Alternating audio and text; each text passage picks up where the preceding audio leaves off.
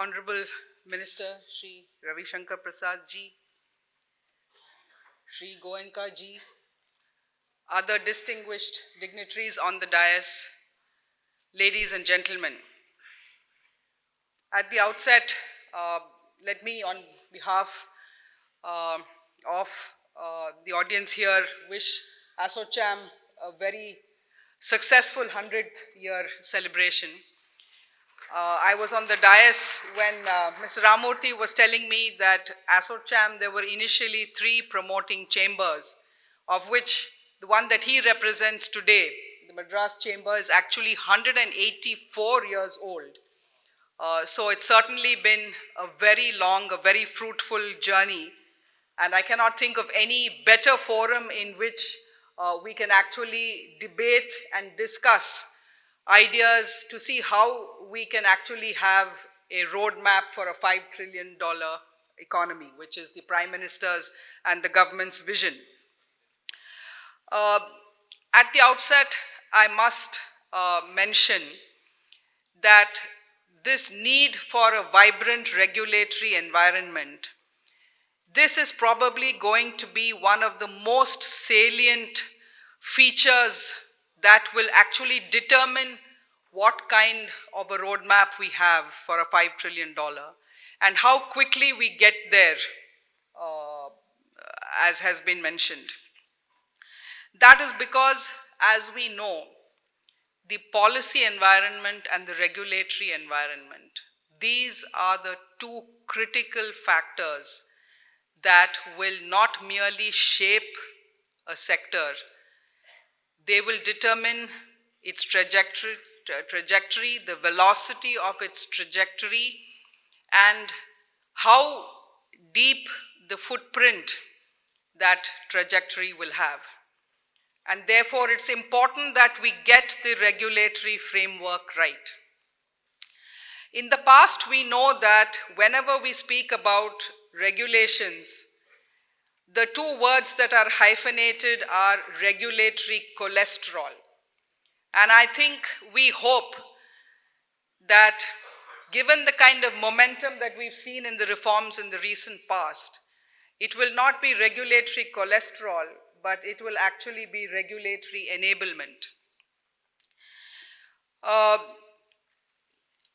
was just looking at the kind of regulatory bodies that we have in India. Before independence, we had the RBI, which was started in 1934. We today have about 70 regulatory agencies in the country. And in the recent past, we have had 2 very important regulatory agencies which have been created, which is RERA and the IBC.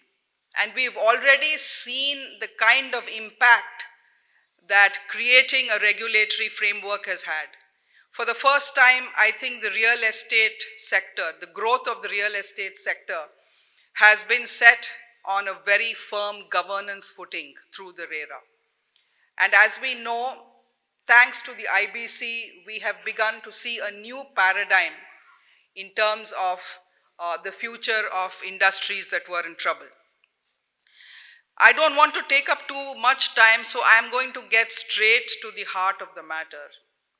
What kind of regulatory framework does a $5 trillion economy need?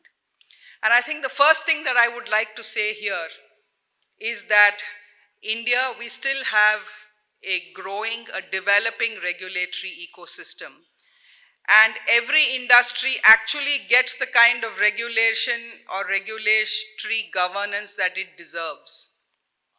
What I mean by that is that it takes 2 to create a regulatory system.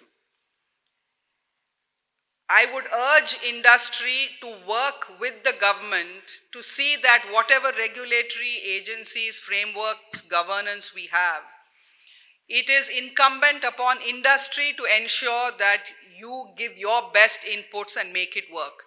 And why I'm saying this is because in the past, in my 35 years of experience, I have seen that at the stage of framing governance or regulations, industry often prefers to keep an arm's length.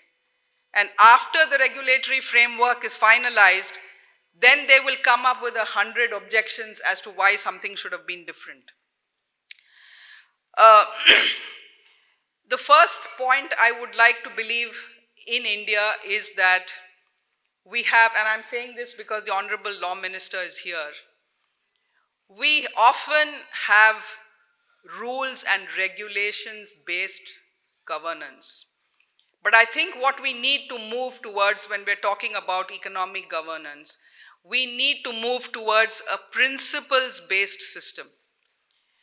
The issue is that if you have rules and regulations, because these rules and regulations are approved by Parliament, making even the smallest change becomes a real challenge. Therefore, what is desirable is that there are principles which are articulated, and the regulatory framework and the rest of the ecosystem adapts to that principle-based system, rather than moving too quickly towards rules. If we move too quickly towards rules, then sometimes these rules become set in stone. The second thing we have, as I said, is that we need to spend the maximum amount of time in the consultative process before we formulate regulations. Often, hasty regulations is neither good for the government nor is it good for industry, because we are forced to retract and go back to the drawing board. The other important thing that we have seen this government particularly put in a lot of effort is on converging regulatory agencies, regulatory governance, and the number of regulators. There has been a lot of standardization which has been brought in. This has been brought in both horizontally as well as vertically. But vertically, I still believe that there is still some amount of harmonization to be done between the center, the states, the local bodies, and other agencies. Whatever amount of work we put in, we have already seen the results in terms of ease of doing business. But there are still a large number of areas where vertically we still need greater convergence and alignment. I do not want to go into individual sector regulation, but I want to flag here that there are 3 emerging sectors, the regulatory oversight of which is going to have huge impacts for India. The first is the digital regulatory regime. And since Honorable Minister also has charge of both the departments that deal with digital, it's probably appropriate to bring it up. The manner in which India governs how data is used, stored, collected, transacted, monetized, all of these are going to have huge importance and relevance going forward. And that is where the data protection law that the government has now finalized, this is going to be a hugely important act which will lay down the architecture of digital and data protection and governance. But I would believe that equally important is going to be environmental regulation. India already has taken several progressive measures in this, but the enforcement of these regulations is what is going to become important. And these are, when I said data, data is going to cut across every single sector of industry. Similarly, the environment is going to cut across every single sector of industry. And that is why these regulations are going to have so much more impact. And thirdly, I do believe that the manner in which we bring about urban governance and urban regulation, we're already seeing that, our cities need much better regulation and management. And I think this is one area to which the government will have to pay increasing attention. The next point that I want to speak about is that in India, in many of these emerging sectors, we need to create more space for self-regulation. in the telecom sector, in the digital sector, we have seen that TRI has already given a number of progressive recommendations where we have said that let us not rush into full-fledged mature regulations. Let us have a period of self-regulation.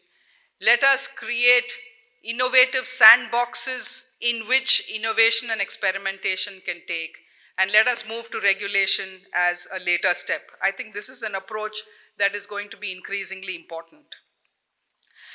The next one is that I think, sir, and I would like to bring this to the attention of the Honorable Minister, that somewhere in our system, the objective of a lot of government oversight and regulation becomes fiscal returns to the government, and if I may call it fiscal supremacy of the governance regime. We have seen this in the telecom sector, and I think that it is time for us to rationalize. While we need to maximize fiscal returns for the government, I think departments need to have the latitude to focus on what is their core customer or public service delivery. And fiscal supremacy, there needs to be a whole of government response which can look at whether there is a fiscal overreach in some of these areas. Again, we know that as competition increases, as the number of sectors being opened up is increasing, this is absolutely important if we want to reach the target of a 5 trillion economy. Government has already taken a number of calibrated steps to exit from sectors where, to restrict itself to strategic sectors and leave the remaining sectors. So the regulations that govern this period of transition, again, I think is an area where people need to pay attention. And lastly, I would only say that when we are framing rules for a $5 trillion economy, I think an important point to keep in mind would be to see how we can have flexible principle-based governance, so that wherever correctives, we need to have a dynamic ongoing system whereby correctives can be brought in. And I think this is important because this has implications for various other regulatory arms. So whether it's a taxation regime, whether it is a competition-based regulatory agency, all these regulatory agencies, we want to ensure that they do not take ideologically dogmatic positions, which then make it difficult for government to move forward. Therefore, with these few words, let me once again thank ASSOCHAM for giving me this opportunity.